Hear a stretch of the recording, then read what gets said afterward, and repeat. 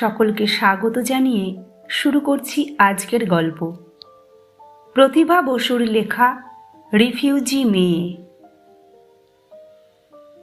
গৃহকর্ত্রীর কাছে বকুনি খেয়ে বিতাড়িত মেয়েটি ভেকু ভেকু রাস্তায় ঘুরে বেড়াচ্ছিল।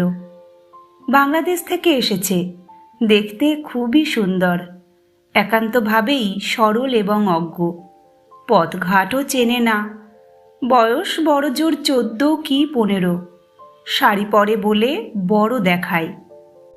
পাশের ফ্ল্যাটের কাজের মেয়ে দামিনীর মা যেতে যেতে দাঁড়িয়ে পড়ে বলল, কি রে, এ সময়ে রাস্তায় ঘুরছিস, কাজ নেই? মেয়েটা কেঁদে ফেলে বলল, আমাকে তাড়িয়ে দিয়েছে। কেন, তুই কি করেছিলি? মাইনে চেয়েছিলাম। মাইনে চেয়েছিস বলেই তাড়িয়ে দিল? সে কি কথা? 4 মাস কাজে লেগেছি, একটা টাকাও দেয়নি। তোর মাইনে কত? জানি না। জানিস না মানে হাবা নাকি? মাইনে ঠিক করে কাজে লাগিসনি? বলেছিল অনেক দেবে। অমনি তুই চলে এলি। এখানে তোর কে আছে? কেউ না। তবে তুই এলি কি করে? দালাল ধরি টাকা দিই। এখানে তোর কেউ নেই, তবে এলি কেন? ওখানে যে থাকা যায় না, ওরা টালায়, বিয়া বস্তি চাই। কারা টালাই? কারা বিয়া বস্তি চাই? যাদি গো দেশ, আমার একটা কাজ দিবা দিদি? দেব, তুই এখানে দাঁড়িয়ে থাক, আমি দোকানে যাচ্ছি। ঘরে চিনি নেই, এখন দেরি করতে পারছি না। ফিরে আসি, কাজের কথা বলবো। 2টো কাজ আছে আমার হাতে। দামিনীর মা দৌড়ে দৌড়ে চলে গেল। মেয়েটা দাঁড়িয়ে রইল। অন্য ফ্ল্যাট থেকে একজন ভৃত্য বেরিয়ে এলো। নাক ঝাড়ছিল। চোখ পড়ে গেল মেয়েটার দিকে। অমনি চোখ মুখ চকচকে দেখালো। বিগলিত গলায় বলল, আরে তুই এখানে কি করছিস? মেয়েটা বলল, যা খুশি তা করছি, তোমার কি? রাগ করছিস কেন? আমি কি তোকে কোনো খারাপ কথা বলছি? আমার খারাপ ভালোই দরকার নেই। তোমার কাজে তুমি যাও, আমার দিকে চাইও না। চাইবো না? না চেয়ে পারা যায়? তোকে যে আমি ভালোবাসি তা কি তুই জানিস না? জানবো না কেন? খুব জানি, ভালো কইরাই জানি। সকলের ভালোবাসাই আমার জানা আছে। ভৃত্যটি এগিয়ে এসে কাঁধে হাত রাখল। মেয়েটি এক ঝটকায় সরিয়ে দিয়ে বলল, আমাকে ছুবে না, কেউ ছুলি আমার ভাল লাগে না। কেন রে? ভৃত্যটির মুখ তেমনি বিগলিত। সে এদিক ওদিক তাকিয়ে ফস করে তার ব্লাউজের ভেতর হাত ঢুকিয়ে দিল। মেয়েটা একটা কামড় বসিয়ে দিয়ে দূরে সরে গিয়ে কাঁদতে লাগল। এই ফ্ল্যাট বাড়িতে মোট 24টা ফ্ল্যাট। পায়রার খোপের মতো ঘরে ঘরে সব সংসার। প্রত্যেকের বাড়িতেই কাজের লোক আছে। কোনো বাড়িতে পুরুষ, কোনো বাড়িতে মেয়ে। তাদের নানা রকম বয়স, নানা রকম চরিত্র। কেউ কেউ আজ আসে কাল যায়, আবার কেউ কেউ টিকে যায়, আবার কেউ কেউ এ বাড়ি ও বাড়ি করে। ফ্ল্যাটে ফ্ল্যাটে কারোর সঙ্গে কারো ভাব ভালোবাসা নেই, থাকলেও মুখে মুখে। তবে ভাব ভালোবাসার প্রশ্ন না থাকলেও এর বাড়ির লোক সে ভাঙিয়ে নিচ্ছে, তার বাড়ির লোক সে ভাঙিয়ে নিচ্ছে, এটা প্রায় নিয়ম। নন্দিতা এ বাড়ির তেতলার একটা ফ্ল্যাটে থাকে। পেশা অধ্যাপনা, বিজ্ঞানের অধ্যাপিকা। স্বামী বছর 4 আগে কোনো অজানা অধরা অসুখে মারা যাবার পরেই এই ফ্ল্যাটের বাসিন্দা হয়েছে। আগে কলকাতার বাইরে ছিল। স্বামী ছিল মাইনিং ইঞ্জিনিয়ার, বদলির চাকরি, ঘুরে ঘুরেই থাকতে হয়েছে তার সঙ্গে। তাই চাকরি করা আর পোষাতো না। মৃত্যুর পরে চেষ্টা চরিত্র করে কাজে বহাল হয়ে এখানে এসেছে। এই ফ্ল্যাট ভাড়া নিয়েছে। বিজ্ঞানের ভালো ছাত্রী, এমএতে ফার্স্ট ক্লাস পেয়েছিল, পিএইচডিও করেছিল, গবেষণার কাজে নিয়োজিতও করেছিল নিজেকে। বিয়েটা হঠাৎই হয়ে গেল। কুণাল অর্থাৎ তার স্বামী তার কোনো আত্মীয় দাদার শ্যালক। সেই দাদার বাড়িতেই আলাপ এবং অল্পদিনের আলাপেই পরস্পরের প্রতি অনুরক্ত হওয়া এবং দাদার মধ্যস্থতায় বিবাহ। কিন্তু সুখ সইল না। কপাল দোষে মারা গেল কুণাল। নন্দিতা রিক্ত হয়ে ফিরে এলো কলকাতায়। কিছুদিন মা বাবার কাছে থেকে চাকরি পাবার পরে এখানে এসেছে আলাদা বাড়িতে। সন্তানাদি হয়নি, একাই থাকে। প্রত্যেক ফ্ল্যাটের সঙ্গেই ছোট্ট একটি ব্যালকনি আছে সামনের দিকে। আজ ছুটির দিন, কলেজ নেই। নন্দিতা সেই ছোট্ট ব্যালকনিতে দাঁড়িয়ে এই দৃশ্য দেখল এবং চেঁচিয়ে ভৃত্যটিকে বকে উঠল এই বলে। ভৃত্যটি দৌড়ে পালিয়ে গেল। মেয়েটিও বকা শুনে উপর দিকে তাকিয়েছিল।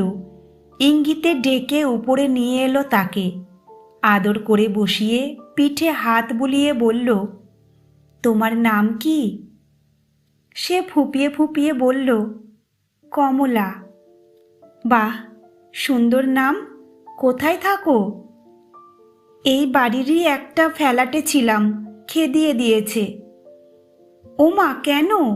এমন সুন্দর একটা মেয়েকে কে খেদিয়ে দিল? কতদিন ছিলে সেখানে? 3-4 মাস। 3-4 মাস রেখে তাড়িয়ে দিল? কি করেছিলে? কিছু করিনি। ওনার ছেলেটা কি ওষুধ খেয়ে নেশা করে আর সব কথাতেই মারতে ওঠে। ওর মাকেও মারে, আমাকেও মারিছে। সে কি? হ্যাঁ, পেরাই তো মারে। দেখো না পিঠটা, দেখো কেমন বাড়ি মারিছে লাঠি দিয়ে। অন্যদিন মা ঠেকাই, আজ ঠেকায়নি। কেন? বলেছিলাম এরম মারলি পরে আমি থাকবো নি, আমার মাইনে দিয়ে দাও, আমি চলি যাই। বলতে মাও বলল, কুত্তার বাচ্চা, খাতি দিচ্ছি, পড়তে দিচ্ছি, আবার মাইনে। এই বলে মা খুব জোরে চড় মারল। তখন আমি বার হয়ে এলাম। চুপ করে থেকে নন্দিতা বলল, এখন তুমি কোথায় যাবে? জানি না। বাড়ি কোথায়? খুলনে। এখানে কোথায় থাকো? এখানে তো ওই ফ্ল্যাটেই ছিলাম। মা বাবা কোথায় থাকেন? সাহস গ্রামে। তা তুমি এখানে কেন? পাঠিয়ে দিল যে দালাল দাদার সঙ্গে। দালাল দাদা? টাকা দিলি বাংলাদেশ থেকে যে দালাল আমাদের এখানে নিয়ে আসে সে আমার ডাক দাদা হয় সম্পর্কে। 200 টাকা দিয়ে মা বাবা তার সঙ্গে আমাকে পাঠিয়ে দিয়েছে। 3 মাসের খোরাক খরচও দিয়েছে। বলেছে কদিন তোমার বাড়িতে রাখো, এদিকে বন্দোবস্ত করে আমরাও পালাবো। তখন একটা ছোট বাড়িটারি দেখে দিও, আমরা থাকবো। না, 1 মাস হতি না হতি দালাল দাদা বলল, তোকে বসিয়ে বসিয়ে কদিন খাওয়াবো, চল চাকরি করবি। এই বলে এই ফ্ল্যাটে দিয়ে গেল।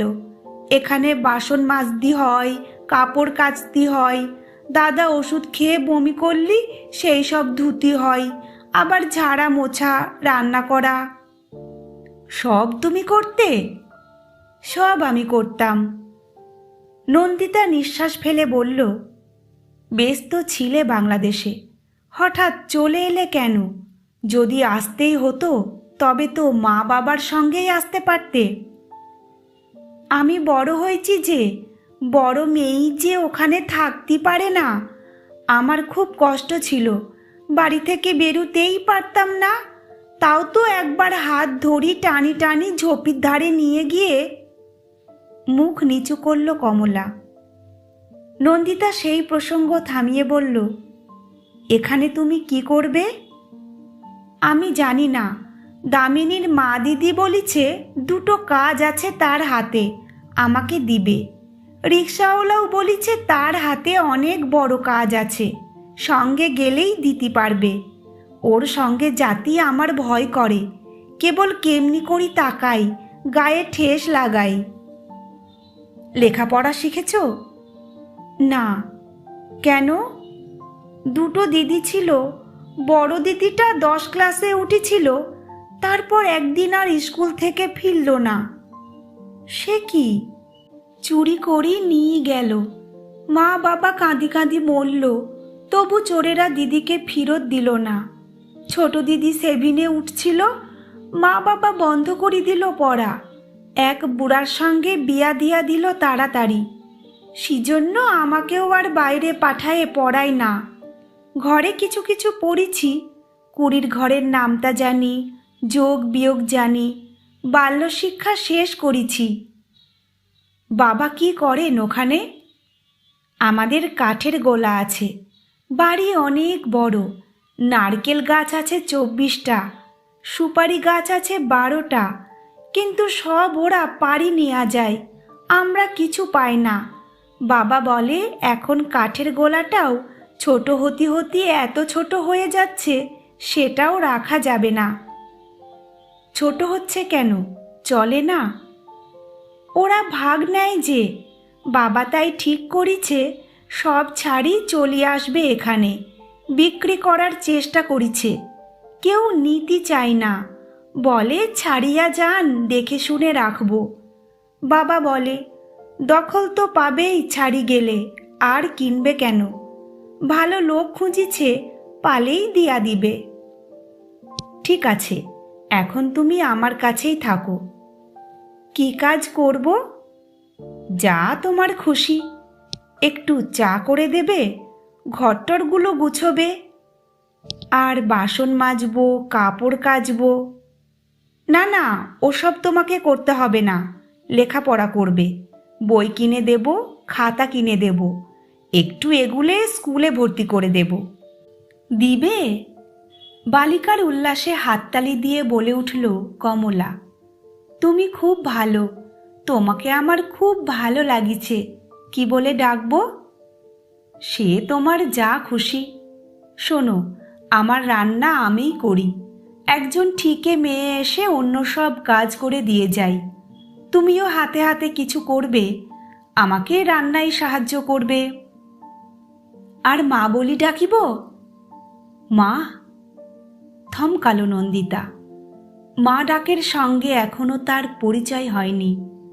নিজের ছেলে মেয়ে নেই বলেই হয়নি, এই কাঁচা চেহারায় কাজের লোকজনেরা ডাকে না বলেও হয়নি। স্বামীর সঙ্গে থাকাকালীন সবাই বৌদি বলে ডাকত, এখন দিদি ডাকে। ঠিকের কাজের মেয়েটি দিদিমণি বলে। অবশ্য ঠিক ঠিক সময়ে বিয়ে করলে, ঠিক ঠিক সময়ে সন্তান হলে এত বড় মেয়ে থাকতে পারত বই কি। চেহারা যতই ছিপছিপে হোক, যতই কাঁচা দেখাক, 43 বছর তো পূর্ণ হলো গত মাসে। বলল, সে তোমার যা খুশি ডেকো, আমি স্নান করতে যাচ্ছি, তুমি ততক্ষণে এই শাড়ি দুটো ভাঁজ করে রাখো, কেমন? শনিবার নন্দিতার ছুটির দিন, মানে অফ ডে। মাথা মুছতে মুছতে বাথরুম থেকে বেরিয়ে দেখল কমলা শুধু তার শাড়ি দুটোই ভাঁজ করে রাখিনি, বিছানার এলোমেলো বেড কভারটা সুন্দর টান টান করে দিয়েছে। ছড়ানো ছিটানো ড্রেসিং টেবিলটা ফিটফাট করেছে, এখন ঘর ঝাঁট দিচ্ছে। তাকে দেখে একগাল হেসে বলল, মা, এই ঝাড়ুটা একদম খারাপ, ফুলই নেই, তুমি আর একটা ঝাড়ু কিনে দিও, তখন আমি খাটের তলা টলা সব ঝাড়ি দেব। নন্দিতা বলল, তুমি তো খুব কাজের মেয়েও দেখছি। মুক্তোর মতো দাঁতের একটি পাটি দেখিয়ে সে হাসল। এখন থেকে আর তোমাকে রান্না করতেও দিব না, আমি রাঁধব। বেশ তো, এখন কি খাবে বলো? সকালে কি খেয়েছো? সকালে কিছু তো খাইনি, সকালে তো ওরা মারিছিল, বকিছিল, চলে আলাম। আহা, এখনো খাওনি? চলো, খাবে চলো। কি খেতে ভালোবাসো? ছোট্ট খাবার ঘরে এসে টুকটাক টেবিলে সাজিয়ে নিয়ে বসল নন্দিতা। পাশেই ইলেকট্রিক টোস্টারে রুটি ভরতে ভরতে বলল, স্টোভ জ্বালতে পারো? জ্বালবো? ওই দেখো, কেটলিতে জল ভরা আছে, স্টোভ জেলে বসিয়ে দাও। জল ফুটলে ঢেলে দাও পটে। তুমি চা খাও নিশ্চয়ই। কমলা লজ্জা লজ্জা হেসে বলল, চা আমি খুব ভালোবাসি মা। সব কথাতে অত মা মা বলছো কেন? ওই বাড়িতে আমি মাসিমা বলতাম, তবে আমাকে কেন মা মা করছো? আমার মাকে আমি খুব ভালোবাসি। মাকে ছাড়ি আসি কত কাঁদিছি। এখন মনে হতিছে মাকে আবার পেয়ে গেছি। মাগো, তুমি আমার মা হতে চাও না? ঢোক গিলে হাসল নন্দিতা। কথা শোনো মেয়ের, কেন চাইব না? মা হতে কে না চাই। তবে স্টোভ ধরিয়ে চায়ের জল বসালো কমলা। ফুটলে বেশ নিপুণ হাতে পটে ঢালল। টোস্টার থেকে লাফিয়ে লাফিয়ে টোস্ট উঠতে দেখে ভূত দেখার মতো আঁতকে উঠল। দিন দশেক বাদে নন্দিতা যখন কলেজে আর কমলা যখন চান করে খেতে বসবে, এই সময়ে দরজার বেল বেজে উঠল টুংটাং করে। দৌড়ে খুলতে গিয়েছিল, কিন্তু খুলল না। মা বলে গেছে, চট করে দরজা খুলবে না, বুঝে শুনে খুলবে। এই কদিনে সে সত্যি নন্দিতার মেয়ে হয়ে গেছে। তার জন্য কত বই এসেছে, খাতা এসেছে, পেন্সিল এসেছে, সুন্দর সুন্দর স্কার্ট ব্লাউজও এসেছে। নন্দিতা বলেছে, অতটুকু মেয়ে, এখনই শাড়ি কি, ফ্রক পরো, সালোয়ার কামিজ কিনে দেব পুজোর সময়। কমলা বলেছে, ফ্রকই তো পরতাম, মা বলিছে আর ফ্রক না, এখন বড় হয়ে গিছো, দিন রাত আঁচল দিয়ে শরীর ঢাকি রাখিবা, নইলে পাজিগুলান তো গিলি খাবে। হেসে অস্থির, মা বলে আমাকে গিলি খাবে। একটা মানুষ আর একটা মানুষকে বুঝি গিলি খাতি পারে? নন্দিতা থামিয়ে দিয়ে বলেছে, আর শোনো, ওরকম অপরিষ্কার হয়ে থাকবে না। সকালে উঠে ব্রাশ দিয়ে দাঁত মেজে মুখ ধুয়ে মাথা আঁচড়ে তারপর চায়ের টেবিলে এসে বসবে, বুঝেছ? কমলা এখন নন্দিতার পাশে বসেই খায়, পাশের খাটে ঘুমোয়। সুন্দর চেহারা আরও সুন্দর দেখায়। নন্দিতা যদি তাকে নিজের মেয়ে বলে পরিচয় দেয় কোথাও, অবিশ্বাস হবে না কারো। পোশাক পরিচ্ছদও তার উপযুক্তই, আদব কায়দাও শেখায়। লোকজন এলে হেসে বলে, পুষ্টি নিয়েছি, ভালো করিনি? তারপর বলে, একা থাকি, মেয়েটা এসে আমাকে ভরে দিয়েছে। সত্যিই ভরে দিয়েছে। কুণাল নেই, সে আছে। কি শূন্যতা! সন্তান হয়নি বলে কোনোদিন কোনো ইচ্ছে কাতর করেনি, কিন্তু কুণাল চলে যাবার পরে অনেকবার মনে হয়েছে একটা থাকলে ভালোই হতো। সে ইচ্ছেই হয়তো ভগবান পূরণ করে দিয়েছেন মেয়েটাকে পাঠিয়ে, নইলে সে এসেই মা বলে ডাকতে চাইল কেন? কেউ তো বলে না। অনেক ইতস্তত করে শেষ পর্যন্ত কমলা খুলেই দিল দরজাটা। মাকে তো এই রকমই খুলতে দেখে সে। বরং সে যদি খুলতে গিয়ে কে কে বলে চেঁচাই, মা রাগ করে, বলে ওরকম কে কে করো না, ওটা অভদ্রতা। দিনের বেলা ভয় কি, রাত্রিবেলা হলেই আমাকে না ডেকে খুলবে না। খুলেই দেখল তার দালাল দাদা দাঁড়িয়ে আছে। হাসি মুখে বলল, তুই ও বাড়ি ছেড়ে এসেছিস, বেশ করেছিস, ভালো খবর আছে। কমলা খুশি হয়ে বলল, ভালো খবর? কি খবর দালাল দাদা? তোর মা বাবা এসেছে। মা বাবা এসেছে? কোথায়, কবে? আনন্দে লাফিয়ে উঠল কমলা। চল দেখবি, নিয়ে যাই তোকে। অখন অখন কি করি যাব? এখানেও আমি একজন মা করেছি।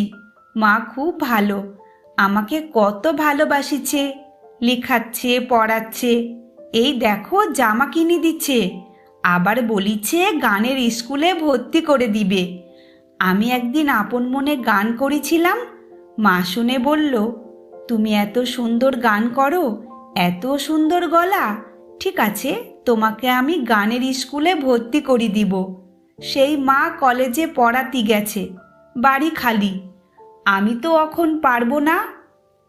দাদার হাত জড়িয়ে ধরল সে। বিকালে আসিবা? আমার মন কেমন করতেছে মা বাবার জন্যে। এই মা কলেজ থেকে আলি, আমি জিজ্ঞাসা করি রাখবো, তুমি নিয়ে যাবা আমাকে? আরে বোকা, তোর মা বাবা তো রাস্তায় দাঁড়িয়ে আছে, এখনই চলে আসবি দেখা করে। কতক্ষণ? 2 মিনিট। রাস্তায় দাঁড়িয়ে আছে? কই, কোন রাস্তায়? চলো তাদের নিয়ে আসি গিয়ে ঘরে। কমলা বেরিয়ে এলো, দরজাটা টেনে দিয়ে তরতর করে সিঁড়ি বেয়ে নামলো দাদার সঙ্গে। কিন্তু সিঁড়ির মুখে এসে দেখলো কেউ নেই। দাদা বলল, আরে এই গলিতে নয়, বড় রাস্তার মুখে দাঁড়িয়ে আছে। কমলা চিন্তিত হয়ে বলল, বড় রাস্তার মুখে? সেখানে জাতি আসতে তো সময় লাগবে, ঘর যে খোলা রইল। কিছু হবে না, এইটুকু সময়ের মধ্যে কি হবে, এখনই তো ফিরে আসবে। না দাদা, আরে চল চল, কিছু হবে না। প্রায় জোর করেই দাদা তাকে গলির মুখে নিয়ে এলো। ছোট্ট গলি, রাস্তার মুখে আসতে 1 মিনিট লাগে না। দেখা গেল একটি ট্যাক্সি অপেক্ষা করছে। ঠেলে ঢুকিয়ে দিল তার মধ্যে, সঙ্গে সঙ্গে স্টার্ট দিল ড্রাইভার। কমলা চেঁচিয়ে উঠতে গিয়েছিল, মুখ চেপে ধরে শুইয়ে দিল সিটের ওপর। তারপর কোথায় যে তাকে নিয়ে এলো কিছুই সে জানতে পারল না। অঘরে ঘুমিয়ে থাকল। যখন চোখ খুলল, নিজেকে একটা ছোট্ট কুঠুরির মধ্যে আবিষ্কার করে অবাক হয়ে গেল। এসেছিল দুপুরবেলা, এখন প্রায় সন্ধ্যা। চারদিকে তাকিয়ে প্রায় হাহাকার করে কেঁদে উঠে বলল, আমি আমি কোথায়? একজন বর্ষীয়সী মহিলা মোটা শরীরে থপথপিয়ে এগিয়ে এসে বলল, মলোজা, একেবারে নেকি, ভাজা মাছটি উল্টে খেতে জানে না। এই রিফিউজি মেয়েগুলোনের ঢং দেখলে মরি আর কি। কয়েকদিনের মধ্যে তো শেষে নাগর নাগর করে হেঁদিয়ে মরবি। নে ওঠ, মুখ হাত ধুয়ে সাজ করে নে। সুন্দর মেয়ে বলে তো মিনসে এই কয় মাসে কম টাকা নিল না, আজ থেকেই উসুল করতে হবে। গল্পটি এখানেই শেষ হলো। গল্প পাঠ কেমন লাগলো কমেন্ট করে জানাবেন। গল্প পাঠ যদি ভালো লেগে থাকে তবে গল্পের শেষে ভিডিওটিতে একটি লাইক দেওয়ার অনুরোধ রইল এবং সেই সঙ্গে অনুরোধ রইল চ্যানেলটিকে সাবস্ক্রাইব করার। ভিন্ন ভিন্ন স্বাদের অডিও স্টোরি শোনার জন্য ফিরে আসছি খুব শীঘ্র নতুন আর একটি গল্প নিয়ে। ভালো থাকবেন সবাই। নমস্কার।